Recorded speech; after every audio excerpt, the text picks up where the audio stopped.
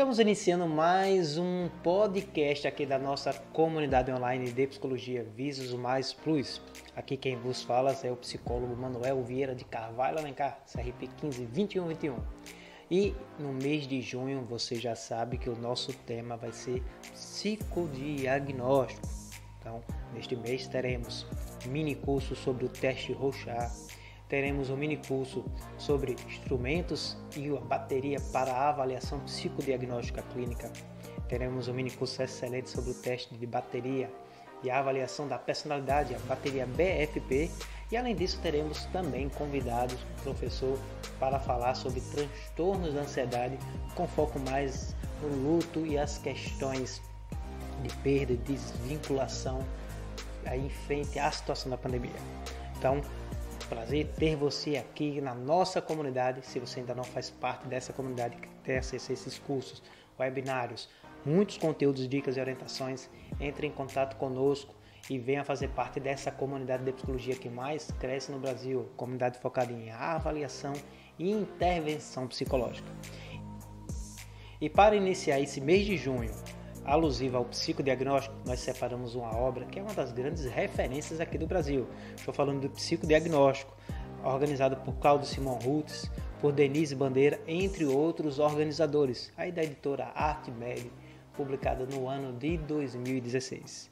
E mais especificamente, hoje nesse podcast, nós vamos abordar as escolhas dos instrumentos e técnicas no psicodiagnóstico. É o capítulo 7 deste livro, organizado por Clarissa Marcelli Trentini, por Denise Rucha Bandeira e por Jefferson Silva Krug. Então, acompanhe com a gente agora essa excelente obra, esse capítulo que traz muitas dicas e orientações sobre a escolha de instrumentos e das técnicas no psicodiagnóstico por profissionais de psicologia. Então, vamos conferir o que esse livro reserva aí para a gente. Capítulo 7. A escolha dos instrumentos e das técnicas no psicodiagnóstico. Um passo importante para um bom resultado do processo psicodiagnóstico refere-se à escolha de instrumentos e técnicas adequadas a uma dada situação. O descuido na escolha, o mau uso de instrumentos ou mesmo o não uso de técnicas apropriadas em diferentes etapas do psicodiagnóstico podem ter como consequências conclusões e encaminhamentos inapropriados, repercutindo negativamente na vida do avaliando. Assim, em vez de contribuirmos para um encaminhamento que traga melhor qualidade de vida, estaremos retardando esse processo. Para que possamos escolher os instrumentos e as técnicas que serão utilizadas inicialmente, devemos formular as hipóteses com base nos passos iniciais do psicodiagnóstico. Para mais detalhes, ver os primeiros capítulos 2 e 5 deste livro. Durante os primeiros contatos, perguntas vão surgindo para o psicólogo quando tenta entender com o que o paciente está lidando, com que quadro clínico e o que pode estar causando tais sintomas. Essas perguntas ajudarão na formulação das hipóteses diagnósticas, tal como ocorre em processo de pesquisa científica. Cunha pontua muito bem esse paralelo entre o psicodiagnóstico e a pesquisa científica. São essas as hipóteses que irão nos orientar na escolha do que utilizaremos durante o psicodiagnóstico. As hipóteses podem ser diversas e, com o decorrer do processo, poderão ou não ser confirmadas até que se chegue ao diagnóstico final. Pensemos a partir de uma situação clínica bastante comum, em um caso encaminhado pela escola, no qual há história de dificuldade escolar, repetição de ano e queixas da professora em termos de comportamento em sala de aula. Podemos nos fazer algumas perguntas gerais, como: contexto familiar no qual a criança está inserida sofreu alguma modificação recente? A criança está passando por algum conflito psíquico que dificulta a transposição de uma etapa do desenvolvimento psicológico? Será que é um caso de transtorno de déficit de atenção e hiperatividade? Há alguma relação entre os sintomas e deficiência intelectual? Essas questões iniciais ganharão mais ou menos relevância e passarão a se tornar realmente hipóteses a testar a partir das primeiras entrevistas com os pais e com a criança. Nesse sentido, precisamos adotar uma postura investigativa, exploratória, já no primeiro momento de trabalho para a posteriori, a partir dos dados levantados nas entrevistas iniciais, construir hipóteses que poderão ser reformuladas ao longo de todo o processo. Tudo isso ajuda na escolha dos procedimentos que vamos adotar no psicodiagnóstico. Em nossa experiência como clínicos e como supervisores, constatamos que existem variações em relação à maneira de construir as hipóteses de trabalho para um prognóstico, que são influenciadas pelas diferentes perspectivas teóricas de cada profissional, pelo tempo disponível, pela experiência profissional, bem como pelas diferentes demandas que chegam até o psicólogo. Quando a demanda é bastante objetiva, por exemplo, avaliar a capacidade de atenção concentrada ou de memória de longa duração, ou diretamente associada à descrição de um quadro clínico, por exemplo, avaliar a existência ou não de um quadro de transtorno depressivo maior, a formulação da hipótese ocorre de maneira mais rápida e se constituirá em um importante norteador da avaliação. Nessas situações, o psicólogo não deve se distanciar da hipótese formulada inicialmente, sendo a avaliação mais objetiva e, em geral, breve. Isso geralmente ocorre, portanto, quando o objetivo da avaliação é determinar um diagnóstico descritivo ou nosológico. Já em situações em que a demanda da avaliação é mais ambígua, genérica ou ampla, exemplo, avaliar os desencadeantes ou mantenedores de um quadro depressivo, ou as razões de uma criança ter dificuldades de aprendizagem, os profissionais entendem que a formulação das hipóteses e consequente escolha dos instrumentos serão mais bem realizadas se adotarem uma capacidade negativa no sentido de suportar não saber que o paciente tem até os primeiros sinais se tornar hipótese em virtude de suas repetições nas consultas iniciais. Muitas vezes, o psicólogo inexperiente tende a buscar apressadamente uma solução diagnóstica para o caso analisado, estando mais influenciado por sua insegurança profissional do que pelos indícios clínicos fornecidos pelo avaliado. Por isso, quando possível nos casos em que o diagnóstico compreensível é alvo, não devemos apressar o processo avaliativo, agarrando-nos de forma acrítica à primeira impressão diagnóstica elaborada, sob pena de não irmos além de uma avaliação das aparências. Como exemplo desse segundo modelo de trabalho, temos a situação clínica em que um paciente de 22 anos foi encaminhada pelo psiquiatra para avaliar os motivos de estar apresentando um quadro depressivo há cerca de 6 meses. Como a demanda está alicerçada em avaliar os motivos do sofrimento, e esses nem sempre são claros para o paciente, se fossem, o próprio paciente provavelmente saberia como buscar auxílio para enfrentar o problema. Necessitamos de diferentes estratégias para construir as primeiras hipóteses que posteriormente serão testadas. Segundo a paciente, ela se sentia triste desde que enfrentara há 8 meses a morte do cachorro com o qual convivia há 10 anos. Poderíamos pensar em um luto vivido patologicamente. No entanto, isso seria focar na consequência de um conjunto de processos psíquicos e não nos motivos de esse luto patológico ter ocorrido. Foi necessária a realização de 4 entrevistas iniciais em que se constatou que a perda do animal de estimação da paciente havia exposto outras faltas que ficavam encobertas pela relação que ela tinha com ele. Verificou-se a difícil relação da paciente com sua família, com seus ideais profissionais, seus impedimentos quanto às relações interpessoais e suas fantasias ligadas a morar sozinha sem os pais. A companhia do cachorro lhe trazia conforto para várias dessas preocupações, que não surgiram somente após a morte dele, mas se intensificaram durante o período de luto. A partir dessas constatações iniciais, foram elaboradas algumas hipóteses e optou-se pela aplicação de alguns testes projetivos com o intuito de compreender melhor os principais conflitos psíquicos inerentes a cada uma das situações descritas. Portanto, nos casos em que a busca da elaboração de um diagnóstico compreensivo é o alvo, por mais que possamos pensar algumas questões iniciais em razão da demanda, precisamos esperar o paciente manifestar seu sofrimento sem antecipar nada. Devemos estar abertos para refazer as hipóteses elaboradas a cada encontro, construindo com o paciente o significado de suas palavras, jogos e outras comunicações, a partir do conjunto de dados colhidos. Além das hipóteses, outro fator que norteia a escolha dos instrumentos e técnicas é o conhecimento que o psicólogo tem sobre o desenvolvimento humano e a psicopatologia.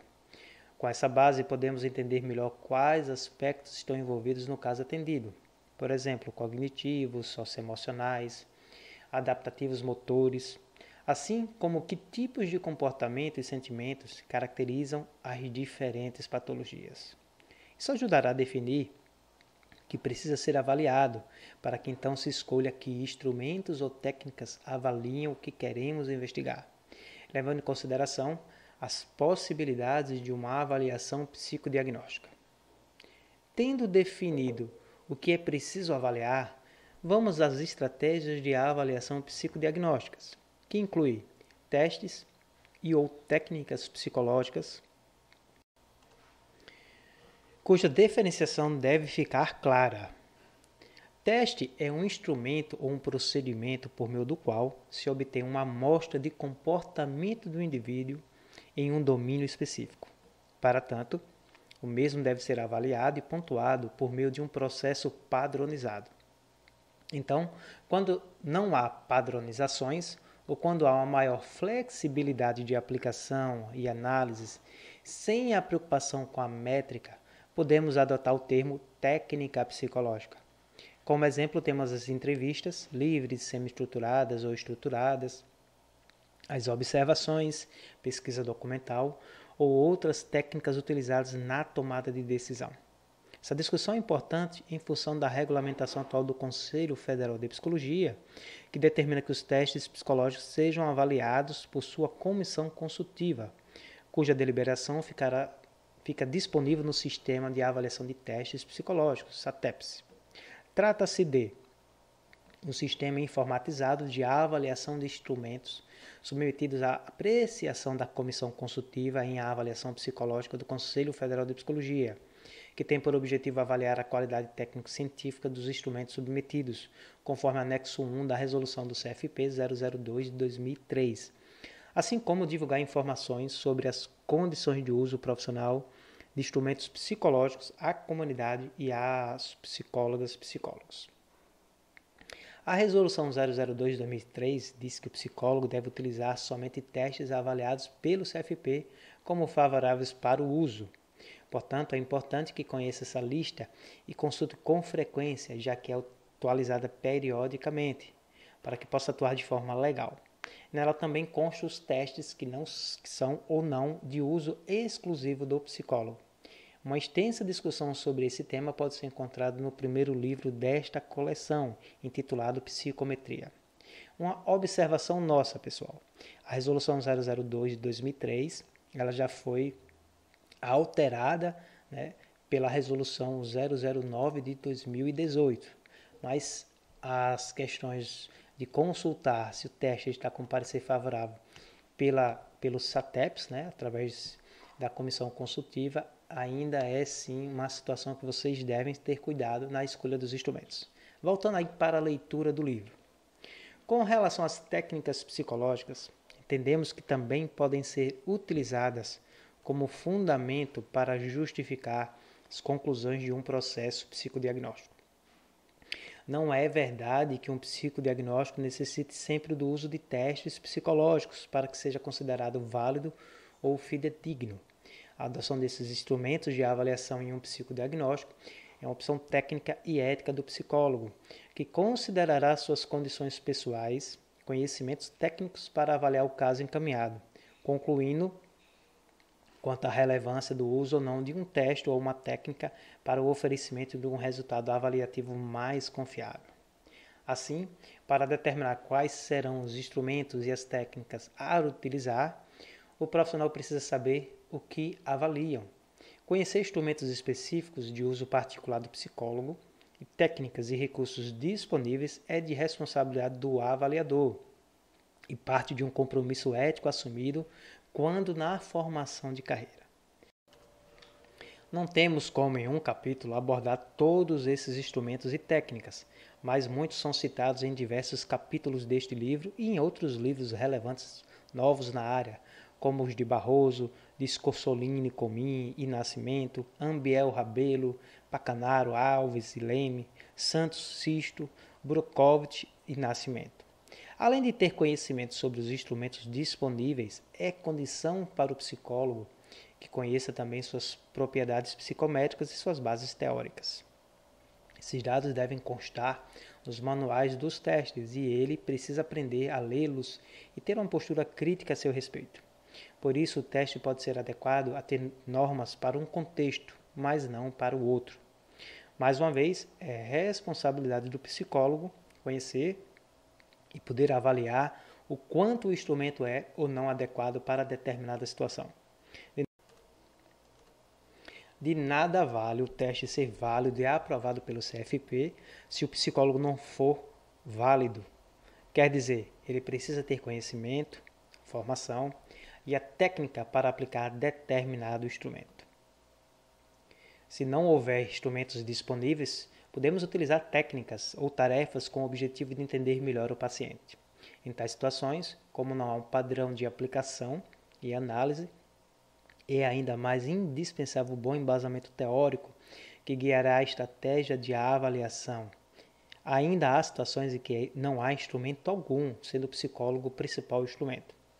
Por isso, ter habilidade em diversas técnicas de entrevista, conhecer recursos acessíveis para diferentes faixas etárias, ter habilidades interpessoais para o levantamento de demandas junto às pessoas próximas, essenciais ao entendimento do caso, ou mesmo profissionais envolvidos são condições para fazer uma boa avaliação.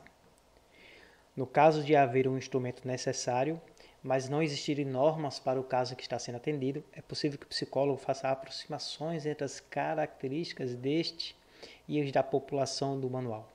Porém, devemos sempre considerar as limitações dos resultados nesses casos. Institutos sugerem que, nesses casos, os resultados sejam colocados como hipóteses e não como conclusões. Mais uma vez, um bom embasamento teórico é fundamental. E assim, como a habilidade em ler as tabelas e os resultados expostos nos manuais. Em nosso entendimento, a escolha dos testes é realizada sempre de forma individualizada, ou seja, para o nosso paciente. Há locais em que a bateria de testes é padrão, não importando a necessidade específica, sendo todos os casos testados com os mesmos instrumentos. Pensamos que, por vezes, no contexto de pesquisa, isso seja necessário, mas no contexto clínico isso pode ser prejudicial. Por vezes, alguns dos dados colhidos nessa bateria padrão não são necessários para entender aqueles casos em especial. Dessa forma, a avaliação não acaba sendo justa, ou seja, o paciente perde seu tempo com testagens que seriam dispensáveis, sendo exposto a situações de ansiedade e gastos financeiros desnecessários. Outro cuidado importante na escolha dos instrumentos está relacionado com as características do próprio psicólogo. Ele precisa escolher instrumentos sobre os quais tem domínio de aplicação e interpretação dos resultados. Por isso, em nossa área, é muito importante a atualização constante em termos de cursos específicos sobre os testes. E assim como leitura de artigos científicos, de revistas científicas bem avaliadas, que indicam novos estudos sobre os testes já consolidados, ou mesmo aqueles estudos realizados pelos próprios autores dos testes, os quais ainda não tiveram oportunidade de atualizar seus manuais. Além disso, devemos também considerar nossas limitações pessoais, sejam elas físicas, perceptuais, cognitivas. Por vezes, alguns testes exigem do aplicador o registro rápido de resposta ou mesmo capacidade de focar a atenção, como, por exemplo, o teste Vickers de classificação de cartas. Se o profissional não se sente à vontade, não deve aplicar. O mesmo pode ser dito quanto o psicólogo entende que seu paciente deveria se submeter a determinado teste que ele não domina. Nesses casos, contar com a ajuda de um colega mais capacitado era a melhor opção. Com relação à ordem de aplicação dos testes escolhidos, entendemos que essa é uma tarefa que deve ser pensada conforme o caso. Em nossa prática clínica, sugerimos algumas diretrizes que podem ser modificadas, desde que com uma justificativa. Iniciamos por instrumentos mais simples, para então partir para os mais complexos, de forma que o avaliando possam ir se adaptando à situação de avaliação. Por isso, muitas vezes os gráficos são sugeridos como instrumentos de entrada, já que desenhar é uma atividade que todos um dia realizamos na vida. Utilizar os gráficos como instrumento inicial de uma bateria parece ser uma prática comum de muitos psicólogos no Brasil, conforme estudos de Gomes em 2015. Além disso, podemos também começar por instrumentos menos ansiogênicos para o caso em questão. Por exemplo, uma criança com dificuldade de aprendizagem pode ser complicado responder um teste que avalia inteligência se ele for um instrumento de entrada, já que eles podem se sentir sendo testados como na escola. Por sua vez, iniciar uma avaliação de um caso de anorexia com um teste como o CAT, teste em que é solicitada a criança que conta histórias a partir de certas imagens, cuja primeira imagem trata de uma situação de alimentação, pode gerar uma resistência da criança em colaborar com o processo psicodiagnóstico.